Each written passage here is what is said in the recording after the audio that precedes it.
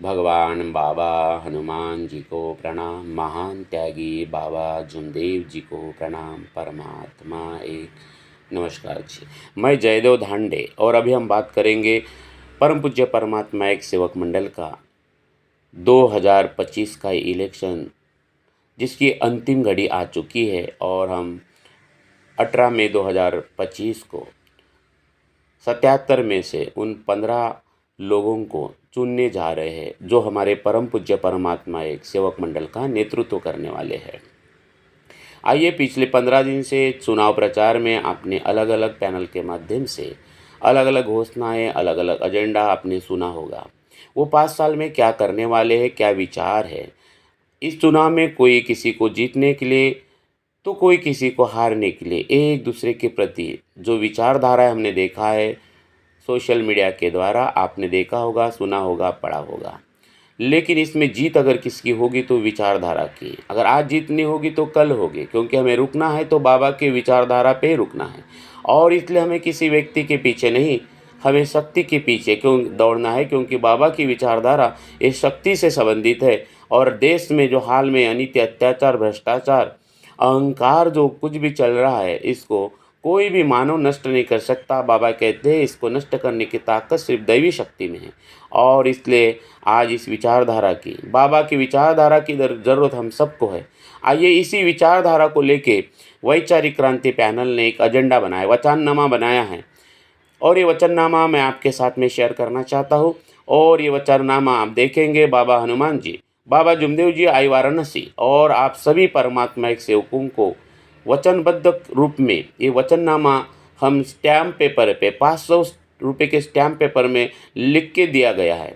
और ये 500 रुपये के स्टैम्प पेपर पे सबके सामने ये घोषणा करते हैं, ये वचन देते हैं कि आप सबको पता है कि पद भी एक नशा की तरह होता है, आदमी को बेहोशी में डाल देता है, अहंकार पैदा करता है। और इसलिए हमने पहले ही दिन मरने का वचन दिया ताकि हम जागरूक रहे, एक लक्ष्य एक चित्त भगवान। लेकिन आपने देखा होगा और बाबा ने भी देखा है कि आदमी दिए हुए वचन को भूल जाता है और पद के और धन के रस में इतना वो डूब जाता है कि उसे अपनी गलतियाँ और दूसरों की अच्छाइयाँ कभी दिखाई नहीं देती।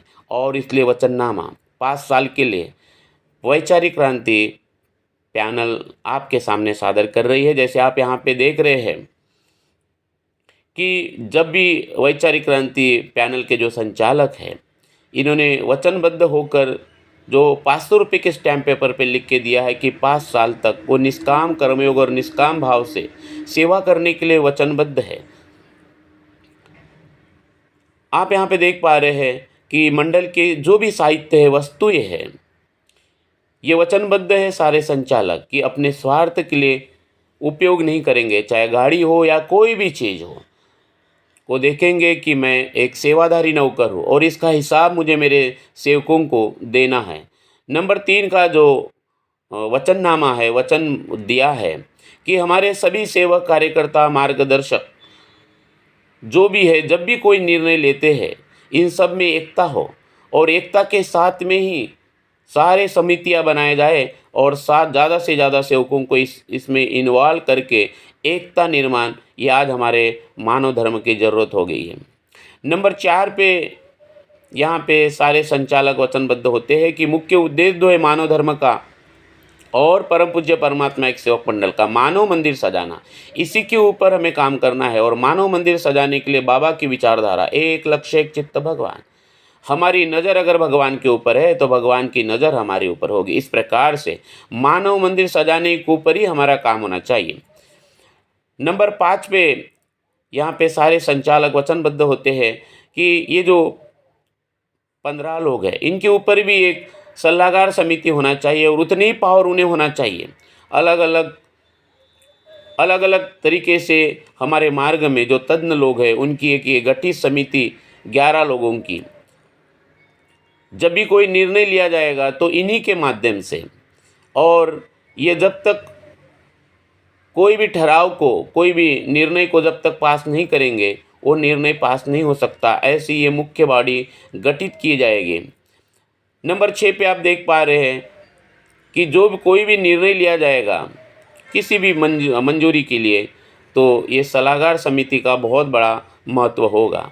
नंबर 7 में सभी संचालक वचनबद्ध हो रहे हैं कि जो भी मासिक कार्यकारिणी बैठक होगी, ये जो गठित समिति है उसको उतना ही दर्जा दिया जाएगा और इस प्रकार से सभी सेवक, कार्यकर्ता और मार्गदर्शक सबको प्रवाह में लाकर, सबको समान उद्देश्य से लाकर कार्य किया जाएगा। नंबर 8 पे यहाँ पे सभी संचालक वचनबद्ध होंगे कि अपने पद का उपयोग किसी भी राजनीति और निजी स्वार्थ के लिए नहीं करेंगे। जब भी आपने देखा होगा चुनाव आते हैं, हमारे संचालक इन्वॉल्व हो जाते हैं, लेकिन यहाँ पे सारे संचालक वचनबद्ध होंगे कि उस पीरियड में किसी भी राजनीतिक पार्टी से वो संबंधित नहीं रहेंगे।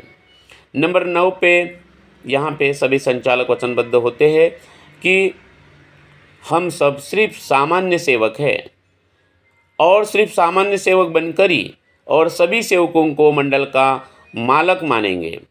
ये वचनबद्ध होकर सभी संचालक 500 रुपये के स्टैम्प पेपर पे लिख के दे रहे हैं।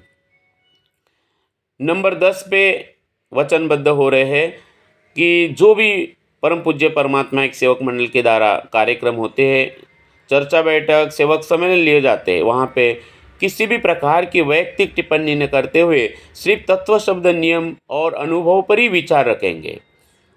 और इस प्रकार से बाबा के आदेश अनुसार सेवक पद ही सबसे बड़ा पद है और इसलिए सिर्फ बाबा का सेवक मानकर किसी भी प्रकार का अहंकार न करते हुए सेवक पद ही ये सबसे बड़ा पद मानने के लिए ये सभी वैचारिक क्रांति के संचालक वचनबद्ध है। और ये सिर्फ वचननामा नहीं है, तो ये राजीनामा भी है। निष्कासित करने का पूरा अधिकार, अगर इसमें से कोई भी नियम का पालन नहीं होता है तो आप सभी के सामने वचनबद्ध है कि यही राजीनामा समझा जाएगा और इस प्रकार से उस संचालक को उसके पद से निष्कासित किया जाएगा। आइए उसके बाद हम अभी चर्चा करेंगे वैचारिक क्रांति पैनल के घोषणा पत्र पे। ये घोषणा पत्र आने वाले 5 साल के लिए है, क्योंकि अगर हमारे सामने कोई गोल नहीं, कोई एजेंडा नहीं, तो हम वो बातें नहीं कर पाएंगे, वो कार्य नहीं कर पाएंगे। तो ये गोल, एक एजेंडा जो वैचारिक क्रांति पैनल ने बनाया है इस 5 साल के कार्य के लिए, ताकि हम सिर्फ इसी के ऊपर चर्चा करें, इसी के लिए चिंतन करें, क्योंकि मानव धर्म का उद्देश्य और परम पूज्य परमात्मा एक सेवक मंडल का उद्देश्य एक ही है, मानव मंदिर सजाना। तो आइए हम इस घोषणा पत्र के ऊपर भी चर्चा करते हैं। हमारे घोषणा पत्र में लिखा गया है कि जिस प्रकार से मार्गदर्शक के लिए, सेवकों के लिए हमारे लिए नियमावली बनाई गई है, उसी प्रकार हमने संचालक के लिए नियमावली अभी तक नहीं बनाई है। तो उस नियमावली में संचालकों के लिए नियम ऐसा हेडिंग दे के उसके लिए भी नियम बनाए जाएंगे, उसको हम आम सभा में पारित करेंगे और संचालक भी अपने दायरे में रहे, अपने बातों में, अपने विचारों में, अपने दृष्टिकोण में, ताकि उसको अपने पद की नशा ना आए। और इसलिए संचालकों के लिए नियम, ये पहला हमारा घोषणा पत्र में पहला एजेंडा रहेगा, सबसे पहला एजेंडा रहेगा। दूसरा हमने घोषणा पत्र में लिखा है कि बाबा के आदेश अनुसार ही मानव धर्म और परम पूज्य परमात्मा सेवक मंडल का जो मुख्य उद्देश्य है मानव मंदिर सजाना, और यही हमारा सर्वांगीण विकास है। और इसलिए हम सभी लोग, सिर्फ ये 15 लोगों की जवाबदारी नहीं है, तो मार्ग के लाखों सेवक, सभी कार्यकर्ता और मार्गदर्शकों को भी समाविष्ट किया जाएगा। घोषणा पत्र में हम लिखते हैं नंबर 3 पे कि परम पूज्य परमात्मा एक सेवक मंडल से संबंधित किसी भी प्रकार के निर्णय को पारित करते समय सभी पदाधिकारी, मार्गदर्शक और समितियां, जो अलग अलग समितियां बनाई गई हैं, सारे सेवकों को समाविष्ट किया जाएगा, क्योंकि ये सेवक मंडल है, कोई संचालक मंडल नहीं है या मार्गदर्शक मंडल नहीं है। सभी सेवकों को इन्वॉल्व करते हुए, सभी सेवकों को सामने रखते हुए एक एक निर्णय लिया जाए, क्योंकि हम और आप तो 100 साल जिंदा रहेंगे, लेकिन ये मानव धर्म युगों युगों तक रहेगा। इसलिए हमारा एक एक निर्णय आने वाले 500 साल, 1000 साल के लिए होना चाहिए।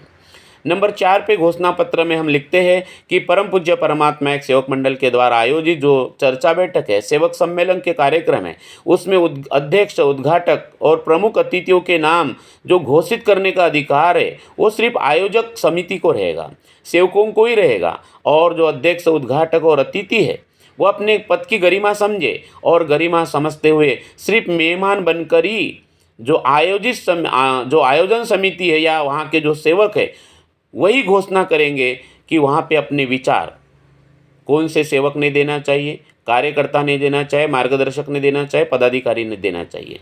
मेहमान है, मेहमान बन के जाना पड़ेगा, वहाँ पे किसी की चिट्ठी नहीं चलेगी, क्योंकि उस कार्यक्रम को सजाने के लिए, उस कार्यक्रम को आगे बढ़ाने के लिए, उस कार्यक्रम को सक्सेसफुल करने के लिए पूरा का पूरा खर्चा उस गांव के, उस शहर के लोग करते हैं और इसलिए पूरा अधिकार उन लोगों को जाता है।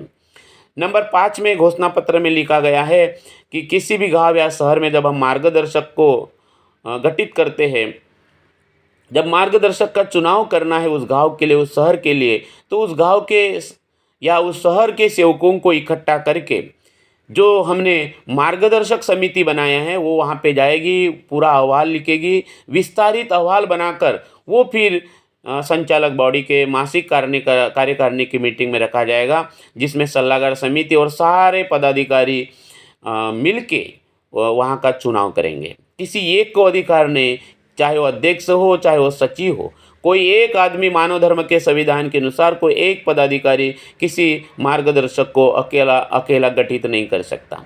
नंबर 6 पे घोषणा पत्र में हमने लिखा है, बाबा के आदेश अनुसार परम पूज्य परमात्मा एक सेवक मंडल द्वारा आयोजित जो कोजागिरी, हल्दी कुमकू, गांव लेवल पे जो जनरल हवन कार्य होते थे, जो चर्चा बैठक ली जाती थी, त्याग की चर्चा बैठक, हमारे कुछ लोगों ने उसको बंद कर दिया। ये बाबा का आदेश नहीं, ये बाबा का विरोध है, ये बाबा के विचारधारा के विरुद्ध कार्य है और बाबा की अवहेलना यानी दैवी शक्ति की अवहेलना, ऐसे बाबा कहते थे। तो ये सारे कार्यक्रम पूर्ववत चालू करना बहुत ज़रूरी है, क्योंकि ये बाबा के ज़माने से चालू है, हमारा अधिकार नहीं है इसको बंद करने का। नंबर 7 में हम घोषणा पत्र में लिखते हैं कि आज हमारा परिवार बढ़ते जा रहा है और इसलिए सबका परिचय होना, सबको इकट्ठा करना, और आज टेक्नोलॉजी का ज़माना है, तो सारे कार्यकर्ता, सेवक, मार्गदर्शक को ऑनलाइन सिस्टम के द्वारा ऐप्स, हमारा खुद का एक ऐप्स रहेगा मानव धर्म का, सेवक मंडल का, और वेबसाइट के माध्यम से सबको एकत्रित करके उनका खुद का ऑनलाइन आईडी कार्ड बने, पासवर्ड बने, ताकि हम सबके प्रोफाइल को परम पूज्य परमात्मा एक सेवक मंडल के साथ में जोड़े, जिसका हमारे सभी मंडल के सेवकों का, कार्यकर्ता और मार्गदर्शकों का सर्वांगीण विकास के लिए उपयोग किया जाएगा। नंबर 8 में हम घोषणा पत्र में लिखते हैं कि मंडल के व्यवहार में पारदर्शिता लाने के लिए जो दान पेटी है, जो बाबा के हाथ में नहीं थे, उस दान पेटी का उपयोग हम कैसे कम करें, क्योंकि करोड़ों रुपये आता है, मुझे लगता है उसका कहीं हिस्सा भी नहीं हो सकता। तो हम ऐसे कर सकते हैं कि उसमें QR कोड सिस्टम को जोड़ के पूरी पारदर्शिता लाए, और इसका एक और फायदा होगा कि भारत का जो सेवक है हमारे मंडल का, वो कहीं पर भी रहे देश में, वो वहाँ से QR कोड के माध्यम से तुरंत उसी क्षण वो दान कर सकता है।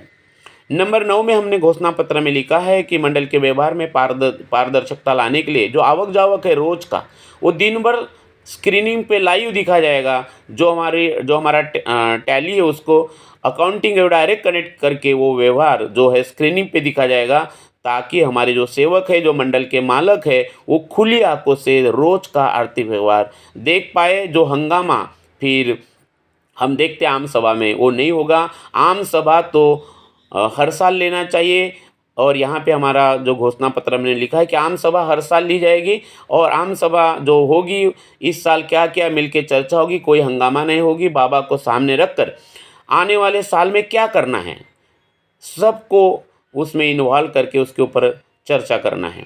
यहाँ पे घोषणा पत्र में लिखा गया है कि जो भी 1000 रुपये के ऊपर जो दान दिया जाता है, वो दान धारक के जो नाम है वो लाइव स्क्रीनिंग 24 घंटे दिखाए जाएंगे। जिस प्रकार हम जब छोटे थे तो वो बैनर पे या वो बोर्ड पे लिखे जाते थे जो भी 1000 रुपये के ऊपर जो दान करते थे, लेकिन आज सेवक बढ़ गए, ये पॉसिबल नहीं है। लेकिन हम स्क्रीनिंग पे दिखा सकते 24 घंटे उन तमाम लोगों के नाम जिन्होंने 1000 रुपये के ऊपर दान किया है। उसी प्रकार घोषणा पत्र में हमने लिखा है कि सेवकों के जो कंप्लेंट है, जो सुझाव है, या तो ऑनलाइन जो हमारी वेबसाइट रहे उसके ऊपर ये सुविधा दी जाएगी, या तो बॉक्स बनाया जाएगा। और ये बहुत ज़रूरी है हमें सेवकों का सुझाव लेना, और जिससे हमारे मंडल का और सेवकों का सर्वांगीण विकास हो सकता है। घोषणा पत्र में लिखा गया है कि सेवकों के सर्वांगीण विकास के लिए हम अलग अलग समितियां जो बनाएंगे, जिससे हमारे मार्ग के जो अलग अलग क्षेत्र के अलग अलग तज्ञ लोग हैं, प्रोफेशनल लोग हैं, जो अच्छे युवा लोग हैं, उनको भी हमारे आज मंडल के विकास में मुख्य प्रवाह में लाना बहुत ज़रूरी है। घोषणा पत्र में लिखा गया है कि मानव मंदिर सजाने के लिए, सभी समस्याओं का समाधान और एकजुटता लाने के लिए हमें आज अलग अलग प्रकार के शिविर लेना बहुत ज़रूरी है। जैसे साल में 1 बार या 2 बार मार्गदर्शक शिविर, जो अभी आज हमारे नए बच्चों की जो शादी हुई है उनके लिए वैवाहिक जीवन शिविर लेना बहुत ज़रूरी है, क्योंकि एक नई बच्ची जब हमारे परिवार में आती है, एक नया धर्म, एक नई विचारधारा उसके सामने आती है, उसको मान्य नहीं होती। अगर ऐसे वैवाहिक जीवन शिविर लेते हैं नए शादीशुदा बच्चों के लिए, तो बहुत बड़ा फ़ायदा हो सकता है। युवा रोजगार शिविर लेना, युवा चरित्र निर्माण शिविर, जाति भेद नष्ट करने के लिए अंतर्जातीय विवाह शिविर, हमारे जो बच्चे पढ़े लिखे उनके लिए स्पर्धा परीक्षा शिविर, वर वधु परिचय समारोह, सामूहिक विवाह समारोह, ऐसे अलग अलग शिविर और समारोह हमें आयोजित करना है, क्योंकि आज हमारा परिवार बढ़ चुका है। घोषणा पत्र में नंबर 14 में हमने लिखा है कि आज हमारे मानव धर्म की परम पूज्य परमात्मा एक सेवक मंडल की सबसे बड़ी समस्या है, हमारी एकता भंग हो चुकी है। हम सब बिखर चुके हैं और इसलिए हमें क्वालिटी के ऊपर काम करना पड़ेगा। हमारी क्वांटिटी बढ़ रही है और क्वालिटी पे काम करना पड़ेगा कि हमारी एकता कैसे होगी, और उसलिए हम गांव लेवल पे, तालुका, जिला लेवल पे अलग अलग प्रकार की एकता समितियां बनाकर स्पेशल प्लानिंग करेंगे। एक स्पेशल प्लानिंग, इसके ऊपर काफ़ी काम करने की ज़रूरत है और इसलिए घोषणा पत्र में हमने लिखा है। आप यहाँ पे लिखा है हमने घोषणा पत्र के कि मंडल के बहुत सारे अलग अलग कोर्ट केसेस है, जिसमें गरीबों का, सेवकों का खर्चा, पैसा जो है वो खर्चा हो रहा है, और जो कोर्ट में जाते हैं उनको तो सारे अलाउंसेस मिल जाते हैं, पैसे मिल जाते हैं, पेट्रोल का खर्चा मिल जाता है बिल पास करने से, लेकिन जो पैसा गरीब सेवकों का खर्चा हो रहा है उसको रोकना बहुत ज़रूरी है, और उसका निवारण करेंगे हम मध्यस्थता के रूप में, ताकि सारे कोर्ट केसेस मध्यस्थता के रूप में निवारण करके गरीब सेवकों का पैसा बचाया जाए। यहाँ पे हमने लिखा है कि घोषणा पत्र में लिखा है कि मंडल का जो व्यवहार है, खरीदी बिक्री का जो भी है, उसमें हम सभी खरीदी बिक्री व्यवहार में, चाहे वो खेती का व्यवहार हो, बांधकाम का हो, किसी भी प्रकार का व्यवहार हो, उसमें साहित्य सामग्री खरीदी करना है, कोटेशन के द्वारा ही हमने करना चाहिए। घोषणा पत्र में लिखा गया है कि आज हमारा परिवार इतना बढ़ रहा है, लेकिन यह हम अभी आप जो सीमित है, अभी सिर्फ एमपी, छत्तीसगढ़ और महाराष्ट्र में आज हमें 70 साल से ज़्यादा हुए हैं। हम और आगे बढ़ सकते हैं, हमने इसके ऊपर काम करने की ज़रूरत है, और उसके लिए हमारा खुद का मानव धर्म का यूट्यूब चैनल हो, टीवी चैनल हो मानव धर्म का, और इस अलग अलग माध्यमों से हमारा न्यूज़पेपर हो, और ये सारे जो हमारे कार्यक्रम चलते हैं, चर्चा बैठक चलती है, नव्य हवन कार्य चलती है, जनरल हवन कार्य चलता है, बड़े बड़े सेवक इनका सीधा प्रसारण हम उसमें दिखाना चाहिए। और इस प्रकार से हम ये घोषणा पत्र आप अच्छे से पढ़िए, समझिए, और इस प्रकार से मंडल द्वारा संचालित किताबें, मानव धर्म यूट्यूब चैनल, मानव धर्म टीवी चैनल, मानव धर्म वर्तमान पत्र, इस प्रकार से हम अलग अलग माध्यमों के द्वारा हम हमारे सभी चर्चा बैठक, नव्य हवन कार्य और जनरल हवन कार्यों का और सेवक सम्मेलन का सीधा प्रसारित कर सकते हैं, जिससे हमारे मंडल का हमारा प्रचार प्रसार भी होगा, मानव धर्म का प्रचार प्रसार होगा, और मंडल को निरंतर आवक भी इन माध्यमों से चालू हो सकती है। हमने अपने घोषणा पत्र में लिखा है कि परम पूज्य परमात्मा एक सेवक मंडल एक बहुत बड़ा परिवार बनते जा रहा है। आज हमारे युवाओं की संख्या बढ़ते जा रही है, और इसलिए हमारे खुद के engineering college, medical college, skill development जैसे टेक्निकल और प्रोफेशनल एकेडमी के माध्यम से भी हम हमारे मानव धर्म का प्रचार प्रसार किया जा सकता है। जैसे मिशनरीज ने स्कूल और कॉलेज के द्वारा पूरे दुनिया में अपने धर्म का प्रचार प्रसार किया है। तो ये प्रचार प्रसार एजुकेशन के माध्यम से बहुत तेज़ी से होगा, और आज ये देश और दुनिया की ज़रूरत है। और इससे एक और फ़ायदा होगा कि हमारे सेवकों को, बच्चों को कम पैसे में शिक्षा उपलब्ध होगी और रोजगार भी मिलेगा। घोषणा पत्र में हमने लिखा है कि परम पूज्य परमात्मा एक सेवक मंडल के द्वारा जो सामाजिक दायित्व भी हमें निभाना है, तो अलग अलग सेवाएं हम हमारे समाज को दे सकते हैं।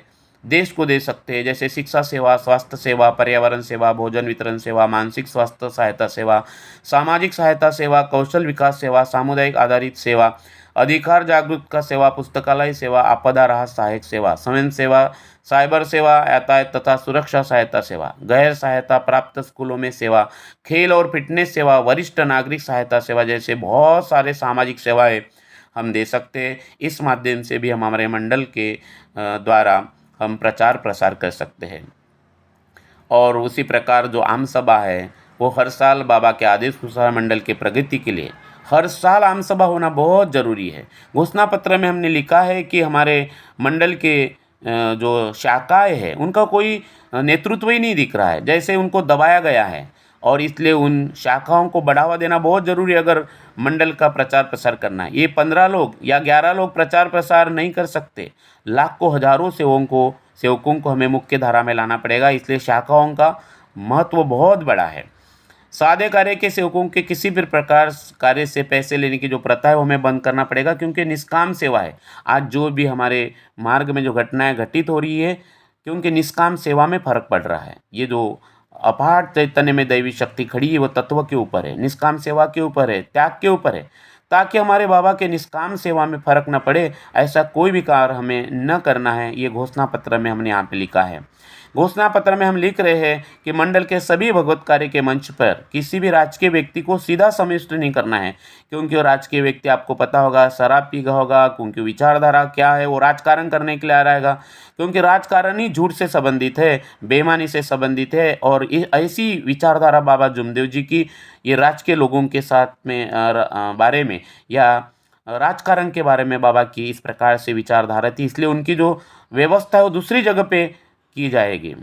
और मानव धर्म का जो प्रचार प्रसार अगर तेज़ी से करना है, बड़े लेवल पे करना है, तो हमने यहाँ पे अलग अलग 21 प्रकार की समितियाँ बनाया हैं, जैसे प्रचार प्रसार समिति, सेवक एकता समिति, महोदाश्रम समिति, नवयुवक समिति, शैक्षणिक समिति, स्वच्छता समिति, श्रमदान समिति, मार्गदर्शक नियुक्ति समिति, आपातकालीन सेवा समिति, खरीदी बिक्री समिति, स्वास्थ्य सेवा समिति, महिला विकास समिति, मार्गदर्शक समिति, कार्यकर्ता समिति, डिजिटल मार्केटिंग समिति, साहित्य निर्माण समिति, लीगल एडवाइस समिति, अकाउंटिंग चेक समिति, कार्यक्रम आयोजक समिति, अन्नदान सेवा समिति, समस्या निवारण समिति और किसान सेवक समिति। इस प्रकार से अलग अलग समितियों के द्वारा ये प्रचार प्रसार का कार्य करना चाहिए, जिससे हजारों सेवकों को हमने इन्वॉल्व करना चाहिए। और इसी का नाम है सेवक मंडल, परम पूज्य परमात्मा एक सेवक मंडल। तो इस प्रकार से सारे एजेंडा और वचननामा अलग अलग पैनल के द्वारा आपको मिली होगी। ये आज अभी ये अंतिम समय आखिरी पल चल रहा है, एक बार आपको और सोचना है अच्छे से। ये समय है 1830 दिन के बाद ये मौका हमें मिलता है 5 साल के बाद, और कई बार तो ये जो चुनाव है 5 साल की जगह 6 साल भी लिया जाता है, 6 साल के बाद लिया जाता है, 7 साल के बाद लिया जाता है। और इसलिए मौका अभी हमें मिला है, आप इस मौके का फ़ायदा उठाइए। आप मालक हो और आप मालक मनन चिंतन करके ही अच्छे नेतृत्व को आप परम पूज्य परमात्मा एक सेवक मंडल में भेजिए। इतना ही बोलकर मैं अपने वाणी को विराम देता हूँ। धन्यवाद। नमस्कार जी, नमस्कार जी। भगवान बाबा हनुमान जी की जय, महान त्यागी बाबा जुमदेव जी की जय। परमात्मा एक सत्य मर्यादा प्रेम कायम करने वाले, अनेक वाइट व्यसन बंद करने वाले मानव धर्म की जय। नमस्कार जी, नमस्कार।